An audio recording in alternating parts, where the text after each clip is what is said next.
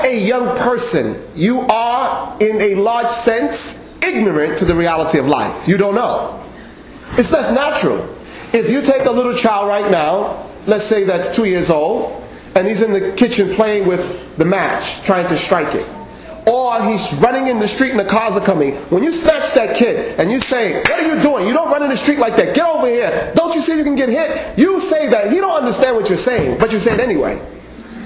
But because that's natural, right? The natural instinct kicks in. You're trying to save his life. But that kid is probably thinking, I'm trying to have fun with these fast cars and you're harassing me. Why don't you just leave me alone? Not knowing that, you walk out there, you're dead. The same thing with matches. So sometimes our elders will say, you know, you should be a good Muslim, and we think they're bothering us. But let me tell you this. Anybody that's trying to help you remember Allah, you should thank them and you should pray for their success. Anybody that's trying to tell you it's important that you be thankful to Allah subhanahu wa ta'ala for the blessing of life. It's important that you make prayer. It's important that you make time to learn Islam. You should tell that person, as much as I don't want to hear what you got to say, I thank you. Anybody that says to you, respect your mother, respect your father, respect your elders, respect your parents, even if you don't want to hear it, deep down in your heart, if it is truth in which you're hearing, you should say, you know what? I thank you. Because after you watch Bart Simpson and the rest of these TV programs, you don't want to respect your parents. Your mom says, hey, Abdullah, Fatima, Aisha, take out the garbage. I'm not your slave, take it out yourself. And that's not the way a Muslim talks.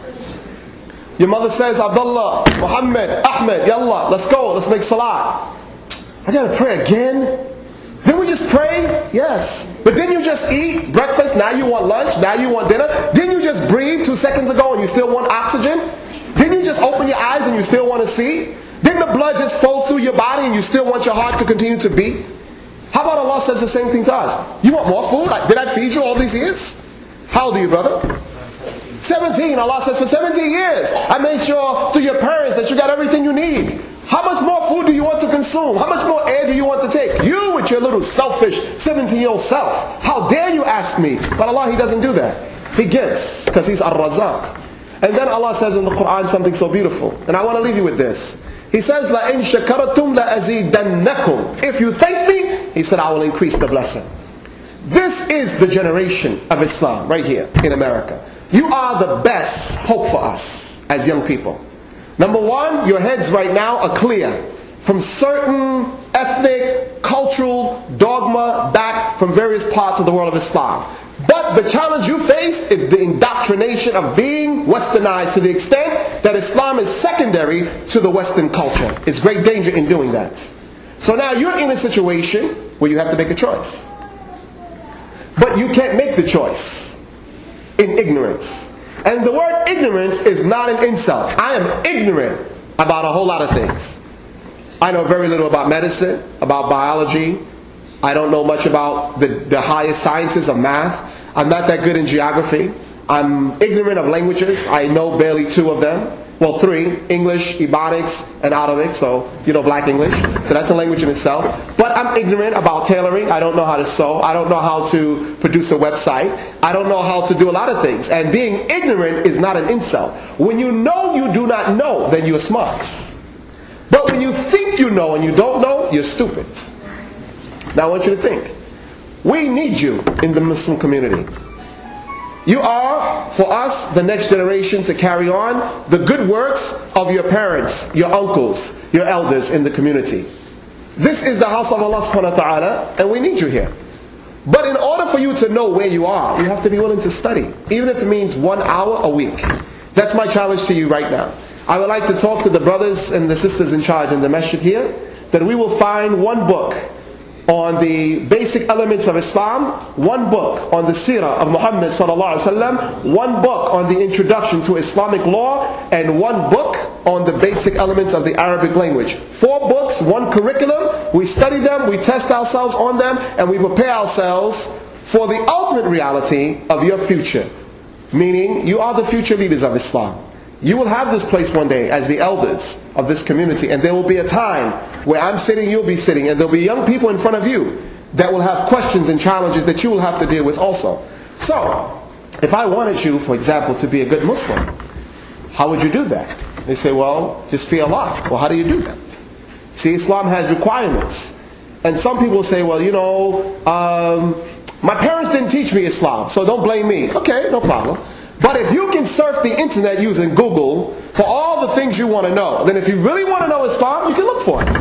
Anytime I meet a kid who says, my parents didn't teach me Islam, I say, do you surf the net? It's like, of course. I say, how good are you? Say, anything you want, I can find it. I said, okay, go find about Islam. Huh? Go research Islam. Huh? Yeah, because it's the desire is blocked by the desire for sport and play. And when you have an awakeness of consciousness and you realize your purpose, then you realize that your younger years are the fertile years of your life. It's like when you want to be a successful person, there are people who will tell you their success began in the early years of their childhood. There's some young people right now, they know right now they want to be heart surgeons. And nothing's going to stop them. No college course that's too difficult. Nobody down their capacity. I've met people who are heart surgeons. I said, when did you know you wanted to be a doctor? They said, ever since I was 7 years old.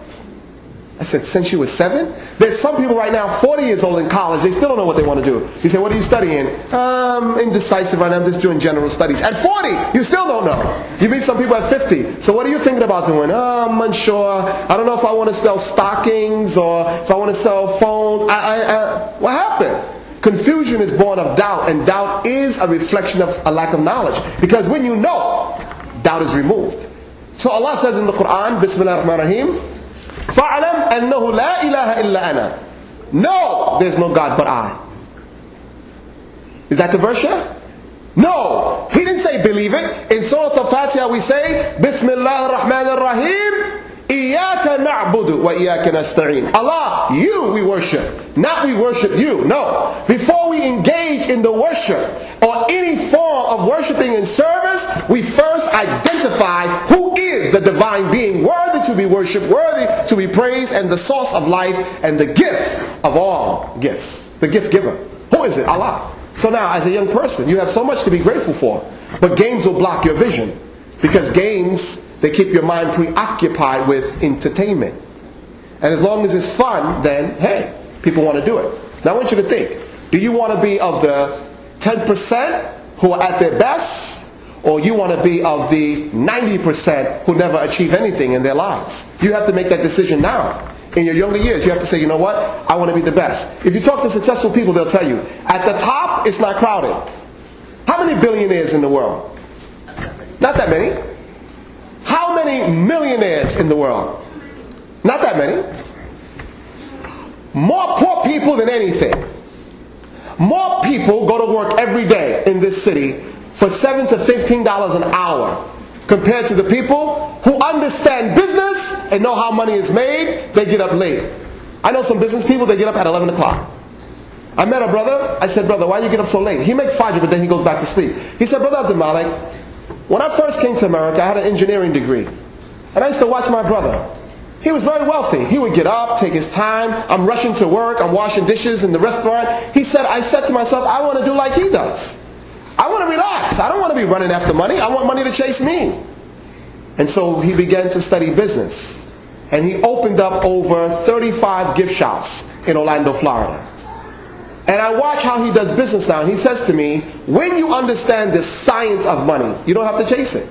All you have to do is know how to invest it, and it makes itself. Money makes itself. Money makes itself. So now, if I want to be a good Muslim, a real good Muslim, it's not going to be easy. If I want to be a really good Muslim and make my prayers 5 times a day, it won't be easy. Because shaitan won't make it easy for you. Anything you want to do for Allah subhanahu wa ta'ala, the devil will make it difficult. I was going to public school when I first became Muslim, and I wanted to pray. Because when you're a convert to Islam, you get excited about Islam. I mean, you challenge anybody. And I was going to public school with about maybe 3,000 students. And I had taken my shahada. I had begun to wear my thobes and my kufis to school. And for the first time, I started reading books. I read the life of Malcolm X. I read the book by Maulana Maududi, Towards Understanding Islam. I read books by Sayyid Qutb, Islam. He has the milestone, and then Fi Dalal al-Quran.